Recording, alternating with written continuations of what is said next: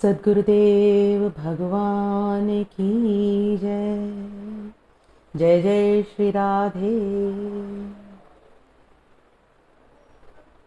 पिछले वीडियो में भगवत गीता के प्रथम अध्याय के 10 श्लोक का हम अर्थ समझ सके हैं।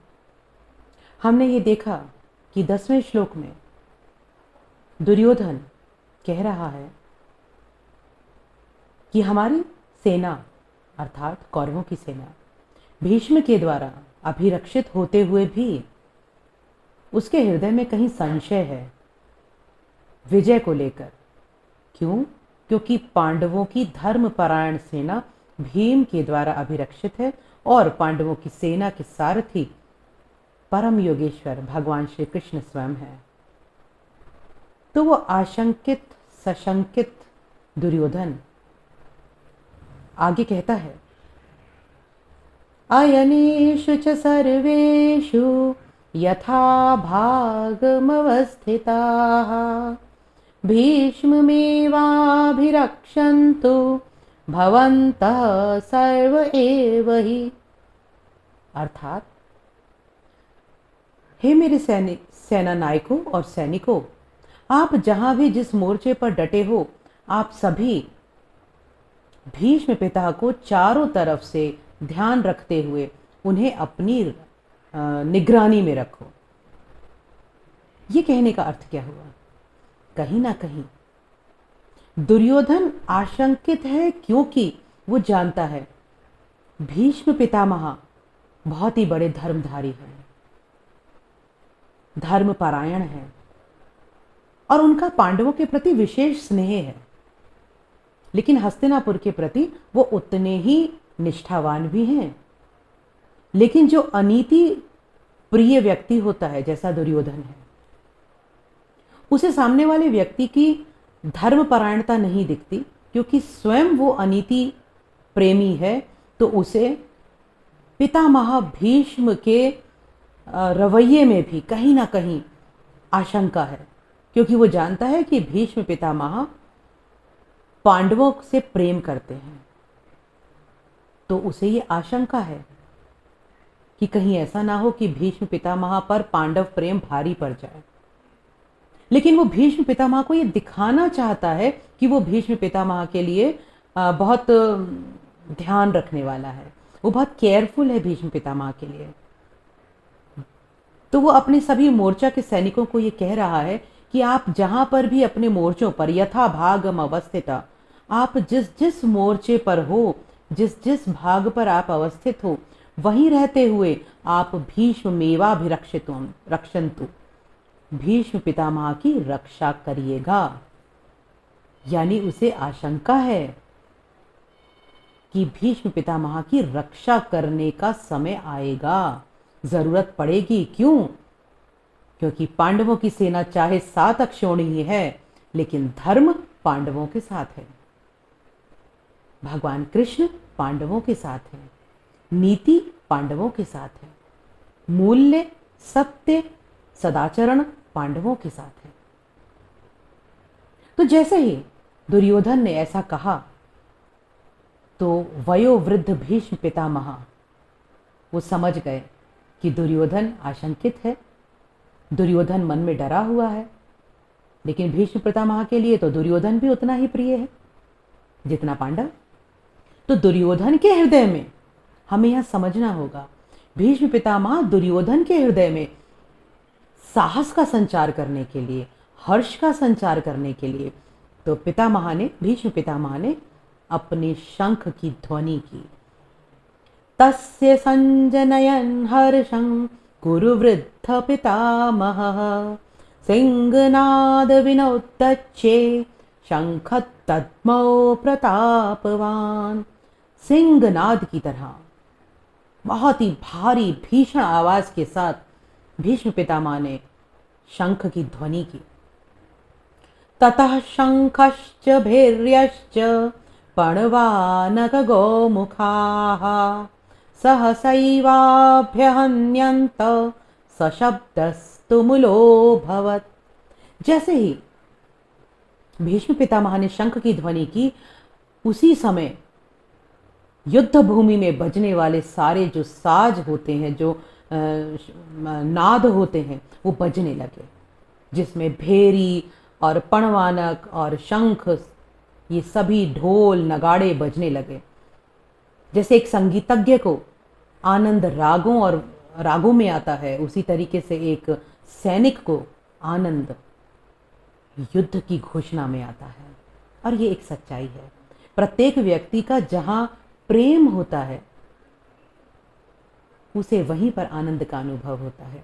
तो एक सैनिक, एक क्षत्रिय का प्रेम, उसका समर्पण युद्ध भूमि के लिए होता है। एक सैनिक संपूर्ण जीवन इसलिए जीता है कि उसे अपने देश, अपनी भूमि की रक्षा करने के लिए युद्ध करने का अवसर प्राप्त हो।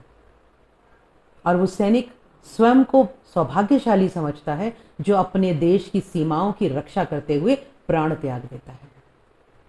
तो जैसे ही भीष्म पितामह ने अपना शंख बजाया, उसी पल सभी, पूरी सेना के जो सैनिक थे, उन सब ने, जिसके पास जो जो ढोल नगाड़े भेरी शंख पणवानक तुरही, जिसके पास जो था, वो सब ने उन सब को बजाना आरंभ कर दिया। एक भयंकर शब्द जो है वो पूरे पृथ्वी और आकाश में गूंजने लगा।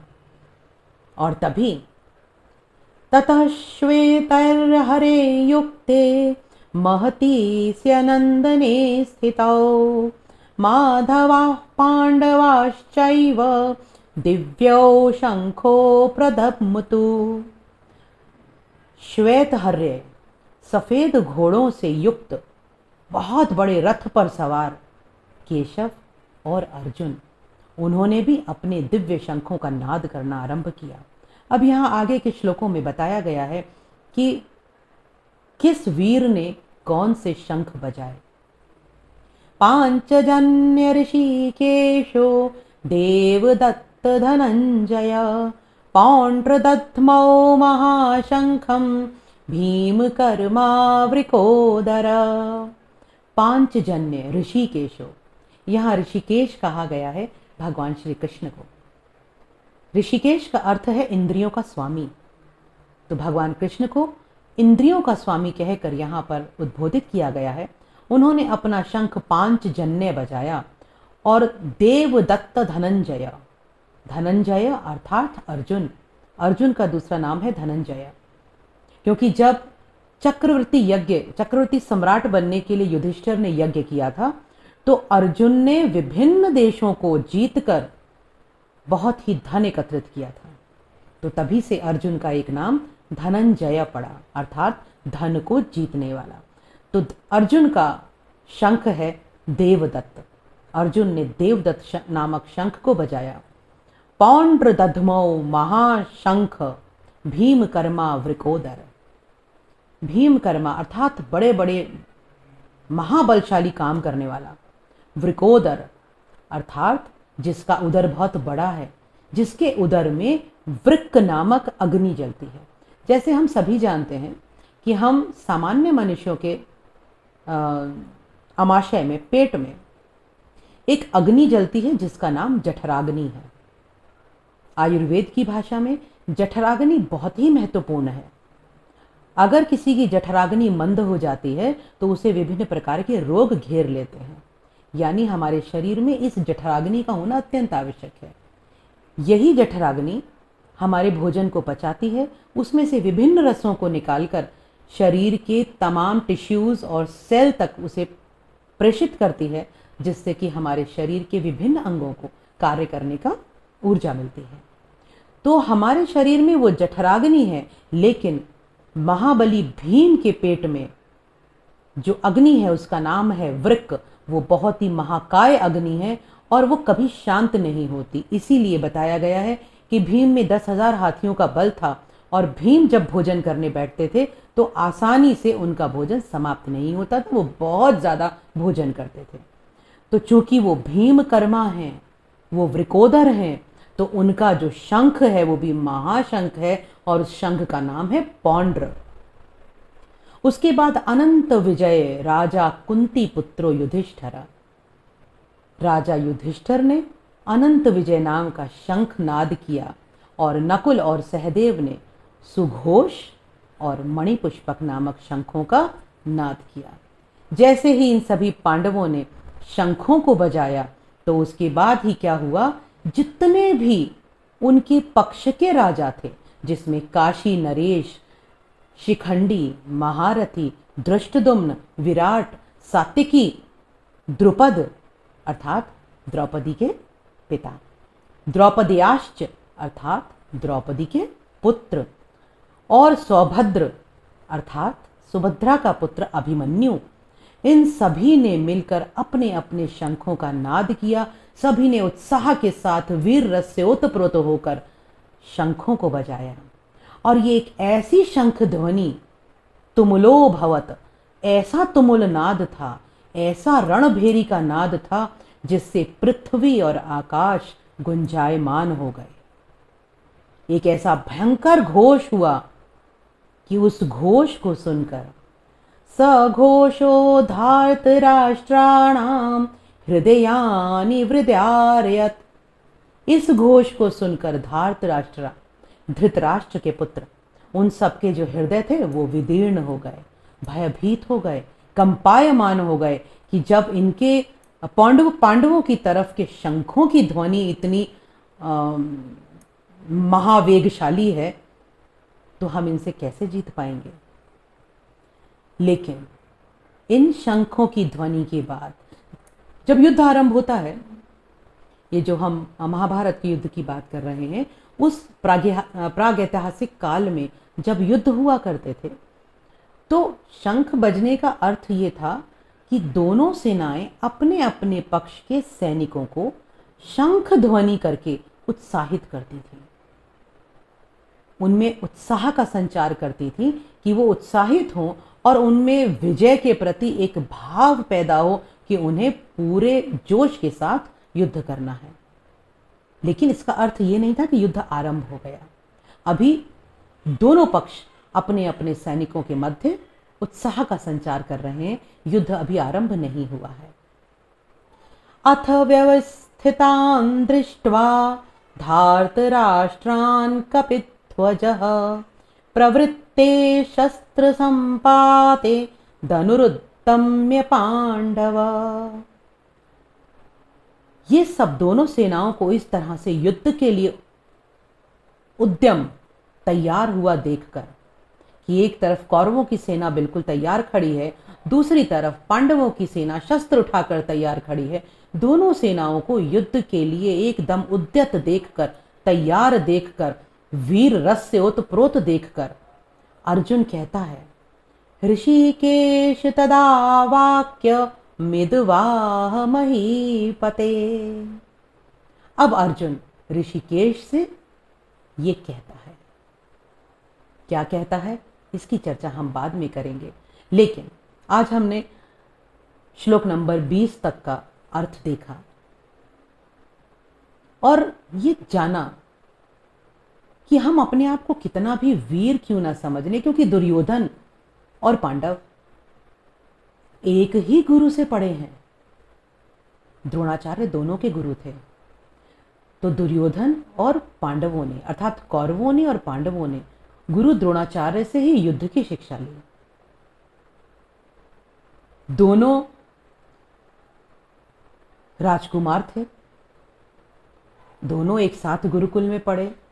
कौरव और पांडव दोनों ही पक्ष महाबली, और सबसे बड़ी बात दोनों के गुरु एक, शिक्षा भी एक। लेकिन कौरवों का मन आशंकित है, विजय के प्रति सशंकित है। पांडव उत्साह से परिपूर्ण हैं, विजय के प्रति निश्चित हैं। ऐसा क्यों?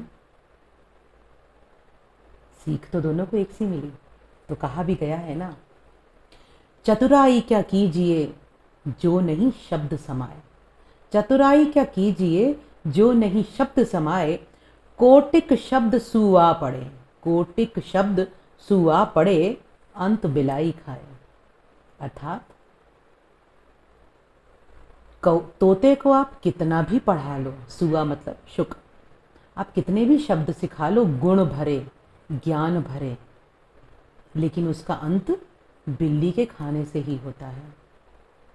तो आप खाली शब्द पढ़कर चतुर नहीं हो सकते। ज्ञान को ग्रहण करने के लिए हृदय में वो भाव भी चाहिए। हमने सुना भी है, श्रद्धावान लभते ज्ञानम। ज्ञान लेने के लिए हमें श्रद्धावान होना पड़ता है, हमें विनीत होना पड़ता है, हमें दीन होना पड़ता है, हमें निष्कपट होना पड़ता है। तभी गुरु का दिया हुआ ज्ञान हमारे अंतस तक उतरता है और उसे हम अपने क्रियाकलापों में इस्तेमाल कर पाते हैं। लेकिन जब हम किसी गुरु से ज्ञान लेते समय स्वयं की एक अकड़ में रहते हैं, स्वयं के एक अति प्रभाव के कारण, जैसे यहाँ दुर्योधन, चूंकि वो राजा था तो वो यहाँ द्रोण को भी कुछ समझ नहीं रहा। उसके लिए द्रोण सिर्फ एक पेड सर्वेंट है कि आप हमारे राज्य के गुरु हैं, राज्य की तरफ से आपको भोजन आदि की व्यवस्था मिलती है, तो आप एक पेड सर्वेंट हैं। आज के समय में भी ये बात बहुत स्पष्ट तरीके से दृष्टिगोचर होती है। हम कहते हैं ना कि आज वो संस्कार नहीं है, बच्चे जो हैं वो अपने अध्यापकों का उतना मान नहीं करते, सम्मान नहीं करते। बहुत जगह मैंने सुना है ये। तो उसके प्रति ये क्यों है? ये इसीलिए है कि आज जब जो बच्चे अपने अध्यापक को सिर्फ इस भाव से देखते हैं कि हम फीस दे रहे हैं और इसीलिए ये हमें पढ़ा रहे हैं, हम इन्हें पे कर रहे हैं, तो इनकी जिम्मेदारी है हमें पढ़ाना। जब भाव ये होता है तो सिर्फ शिक्षा मिलती है, ज्ञान नहीं मिलता। शिक्षा और ज्ञान में ज़मीन आसमान का अंतर है। शिक्षा सिर्फ किताबी शिक्षा है, हमने पढ़ लिया, ज्योग्राफी पढ़ ली, बायोलॉजी पढ़ ली, मैथ पढ़ लिया, हिंदी इंग्लिश पढ़ लिया। लेकिन ज्ञान उस शिक्षा को जीवन में उतारने की कला है। जीवन को जीना कैसे है वो ज्ञान है, अपने संबंधों को निभाना कैसे है वो ज्ञान है। देश, परिवार, समाज, धर्म, राष्ट्र, विश्व, इस सब के प्रति हमारे भाव क्या है, इन सब के प्रति हमारा समर्पण और प्रेम कैसा है, इसको समझना ये ज्ञान है। और ये ज्ञान सिर्फ तभी प्राप्त होता है जब अपने गुरु के प्रति, अपने आचार्य के प्रति, अपने शिक्षक के प्रति, अपने धर्म गुरु के प्रति, अपने राष्ट्र गुरु के प्रति हमारे हृदय में श्रद्धा होती है। क्योंकि बिना श्रद्धा के कभी भी कोई भी कुछ पा नहीं सकता। आप समझ सकते हैं ना, हमारे घर में दूध वाला आता है, वो दूध देने के लिए आता है, वो कहता है अपना पात्र लेकर आइए। तो क्या हम रात का रखा हुआ अशुद्ध पात्र लेकर आते हैं? सोचकर बताइए। नहीं है।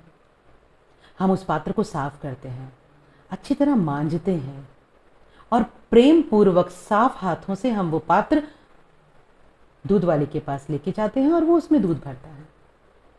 अर्थात एक लौकिक दूध लेने के लिए भी हम पात्र को मांजते हैं, साफ करते हैं। तो ज्ञान लेने के लिए भी इस हृदय रूपी पात्र का मज्जन करना, अर्थात उसे साफ करना, उसका मर्जन करना बहुत आवश्यक है। और हृदय को साफ करना श्रद्धा और प्रेम के साथ ही हो पाता है। बिना श्रद्धा के हृदय निष्कपट होता ही नहीं है। तो इस श्रद्धा भाव का बहुत महत्व है। अगर हम अपने जीवन में आगे बढ़ना चाहते हैं तो सबसे पहला जो स्टेप है वो स्टेप ये है कि अपने धर्म के प्रति, अपने कर्म के प्रति, अपने देश के प्रति, विश्व के प्रति, प्रकृति के प्रति प्रेम और श्रद्धा, इसका उद्भव अगर हमारे हृदय में हो जाता है तो आगे की राह आसान है। और ये मत सोचिएगा कि ये मुश्किल काम है, ये मुश्किल काम नहीं है। आवश्यकता है एक कदम बढ़ाने की। जैसे ही आप एक कदम आगे बढ़ेंगे, वो बैठा है तैयार, वो 4 कदम बढ़ाकर आपका हाथ पकड़ के आपको आगे लेकर आएगा। और फिर आपके सामने इतने मार्ग खुले होते हैं, इतना वृहद ज्ञान आपके लिए पड़ा है, इंतजार कर रहा है कि आप हृदय में श्रद्धा को पैदा तो कीजिए। ज्ञान तैयार बैठा है।